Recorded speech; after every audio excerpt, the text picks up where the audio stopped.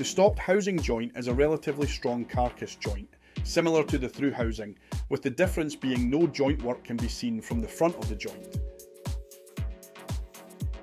As the joint stops short of the front, this makes it more difficult to construct than the through housing. It is commonly used in furniture like shelving due to its good strength and the fact the joint is hidden from the front.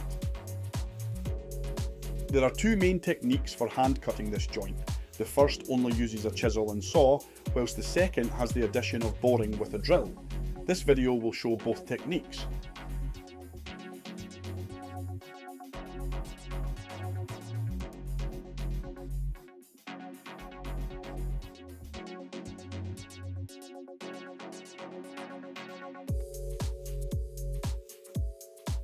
To start, position your steel rule on the edge of the wood and measure how far from the edge you want your joint to start, in this case 100mm.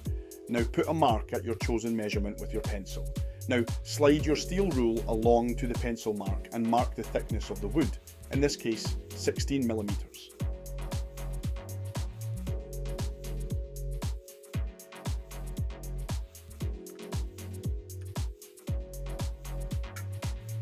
Using your tri-square, draw lines at a right angle to the top edge of the wood at your pencil marks, ensuring there are no gaps between the edge and the tri-square handle.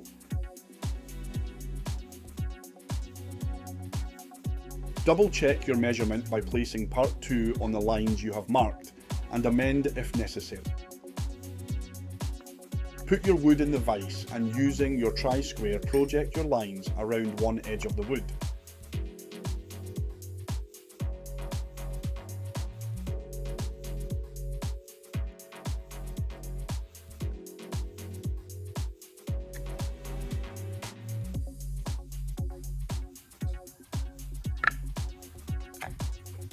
Now, from the other edge of the wood on the first line, measure down the thickness of the wood, in this case 16mm, and put a mark on the line.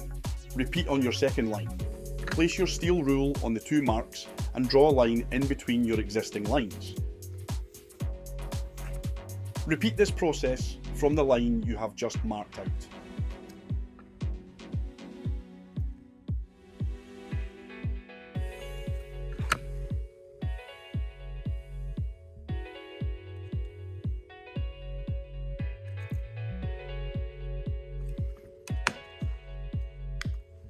This step only applies if you are using the drilling method.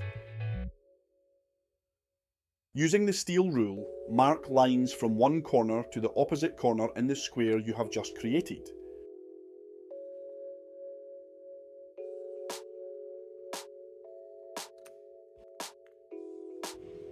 Set your marking gauge to your required depth, in this case, half of the thickness. Put your wood in the vise with the projected lines facing up and use the marking gauge to mark a line in between your projected lines. If unsure how to set up or use a marking gauge, click on the link in the description.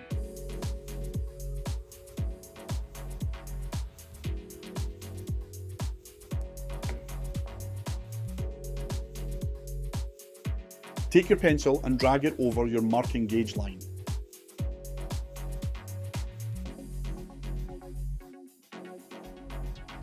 Mark your waste wood with diagonal lines.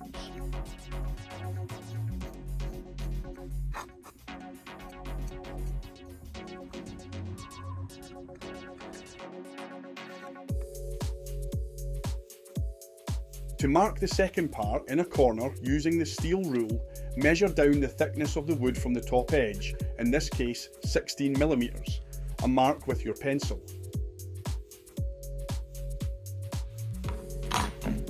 Now use your tri-square to draw a line parallel with the top edge of your wood, at your pencil mark, ensuring the line is bigger than half the thickness of your wood.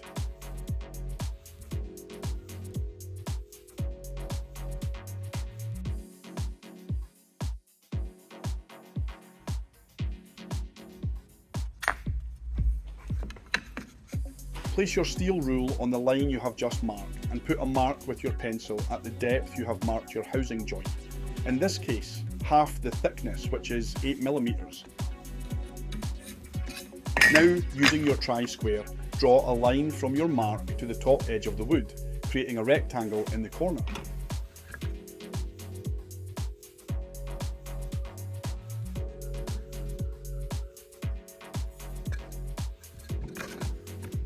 Project the lines of the rectangle over the edges of the wood and onto the opposite face, using your tri-square until you have created an identical rectangle on the opposite face.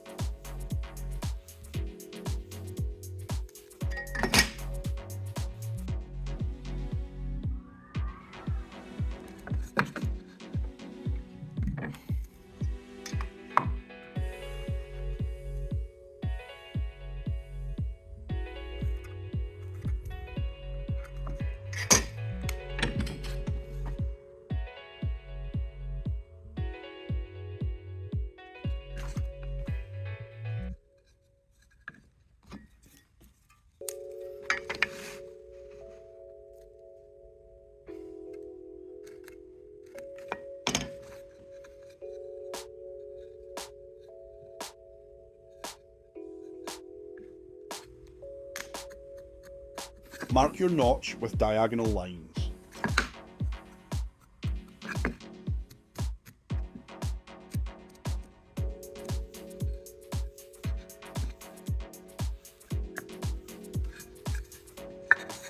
Then check it against part 1, ensuring the notch starts where the housing channel ends. Amend if necessary. You have now completed marking out. Remember, only include the X in the box if you are using the drilling method to cut the joint.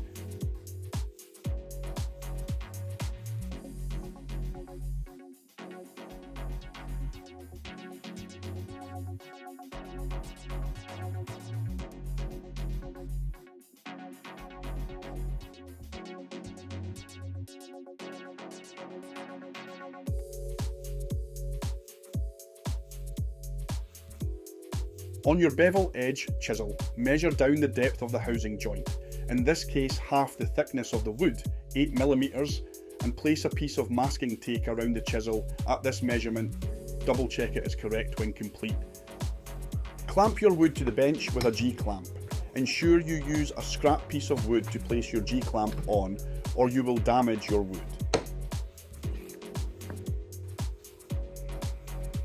Using your chisel with the straight edge facing out, press down approximately 1mm in from the edge of the square you marked out.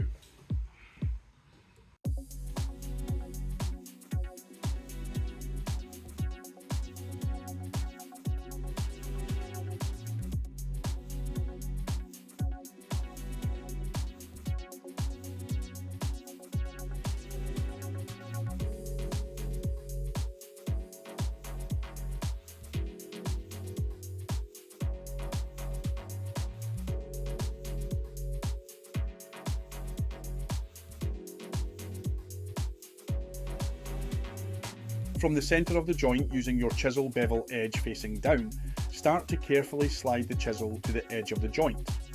Repeat this from the other direction. Scrape back to the centre of the joint if your waste wood does not come off fully.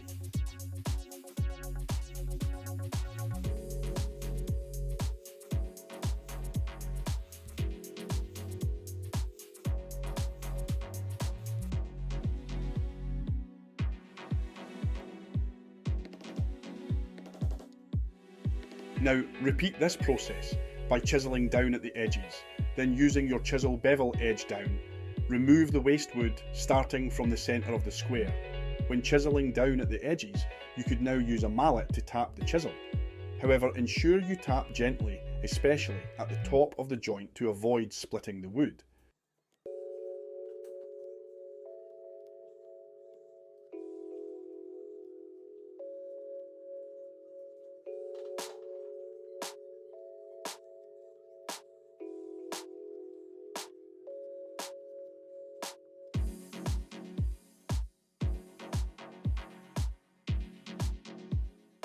Use the masking tape on the chisel as a guide to ensure you stop at the required depth.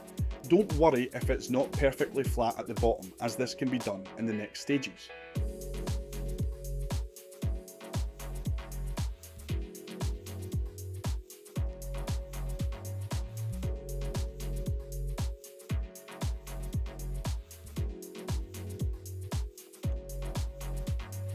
Now, using your chisel with the flat side facing out, carefully pare the top 3 edges of your square back to the pencil line.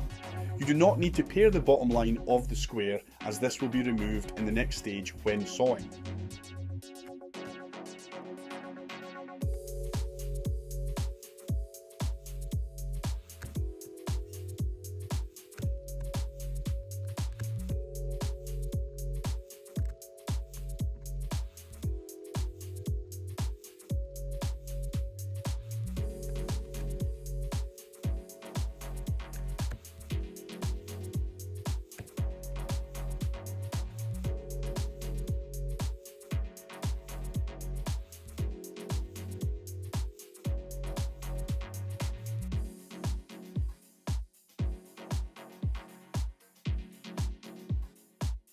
Select a Forstner drill bit with a diameter size the same as the width of your joint, in this case 16mm. Set the drill bit up in your pillar drill and set the depth stop so it will stop at your selected depth. Ensure the spur of the drill is in the centre of your X mark and secure the wood to the drill table.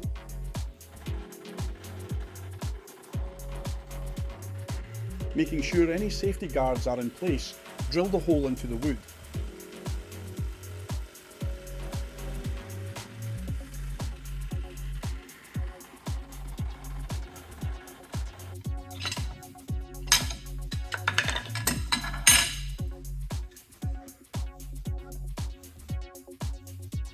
Clamp your wood to the bench and using a chisel smaller than the width of the wood, square off the top 2 corners. To do this, start a small distance back from your pencil line with the straight edge of your chisel facing outwards. Use a mallet or press the chisel down on the top edges of the square, creating square corners.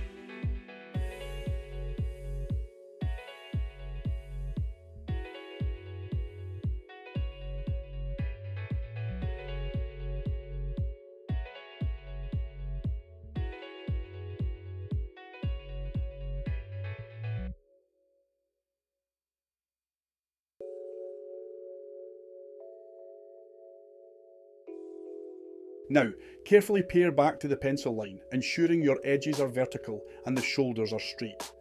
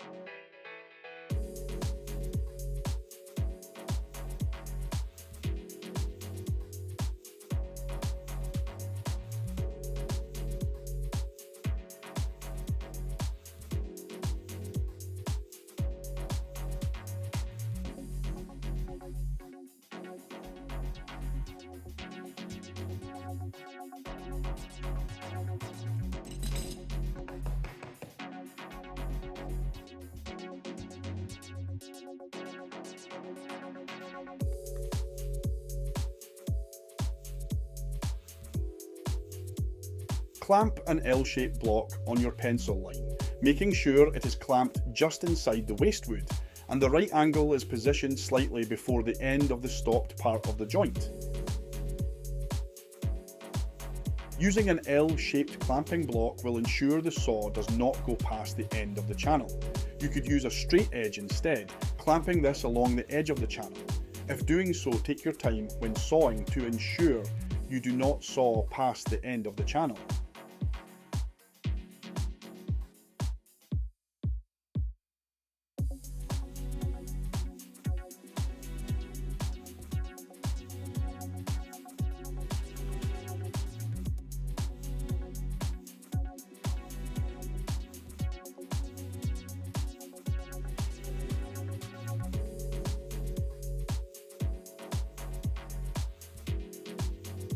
Now repeat the last step on the other side of the channel.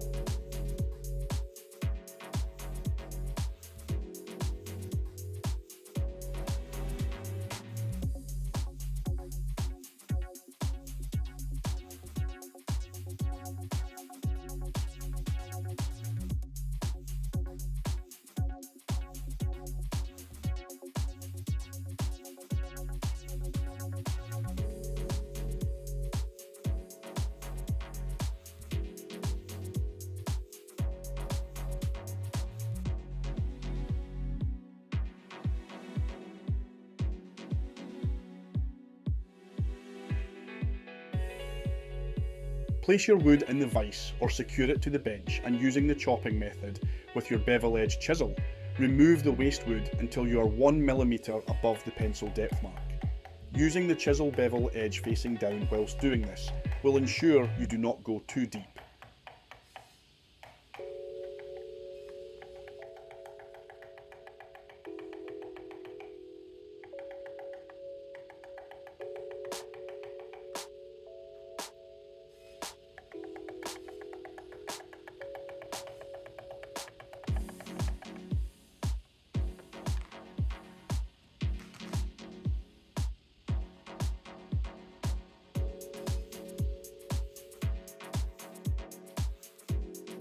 Now, using your bevel edge chisel flat side down, pare down to your pencil line. Be careful when paring, as it is easy to go too deep. Check the depth of your channel along the whole length with a steel rule or calipers regularly to ensure you do not go too deep. You could also use a hand router at this stage if you have one.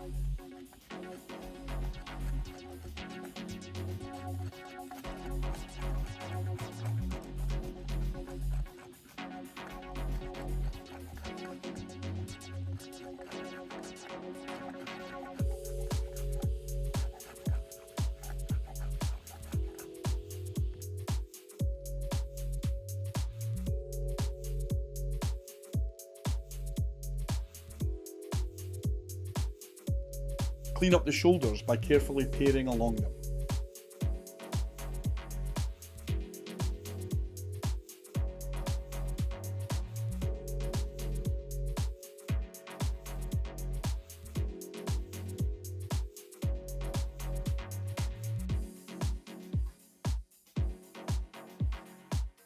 Test fit your joint by placing part 2 into the channel.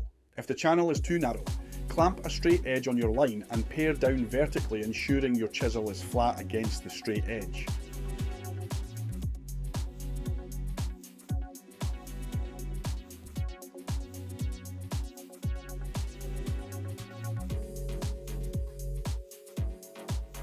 Clean up the shoulders by carefully paring along them. Test fit your wood after every pass and stop when part 2 can fit into the channel, but still has a tight fit.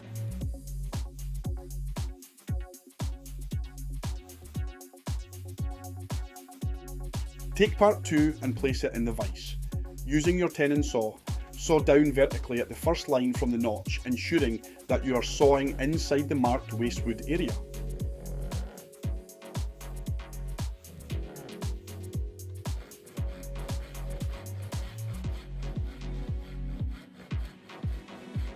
When sawing, check on both sides of the wood to ensure your sawing is level.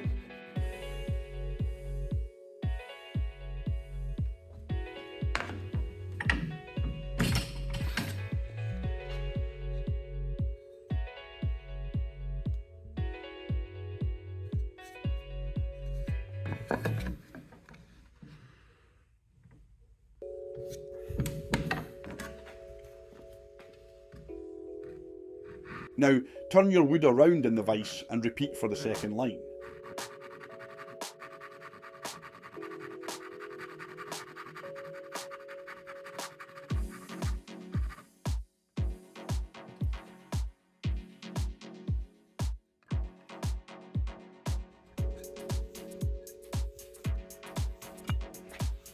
Clamp a straight edge on your pencil line and pare down vertically.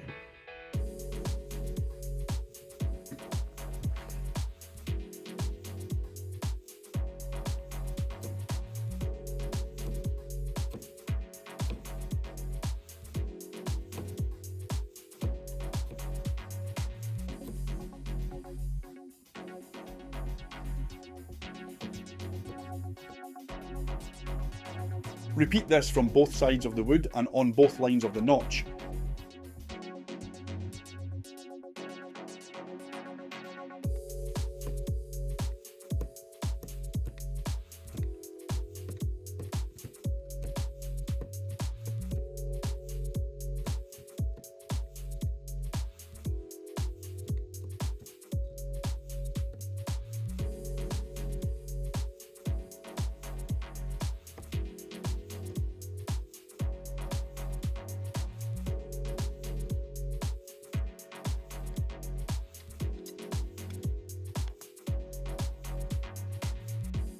Now, fit both parts of the joints.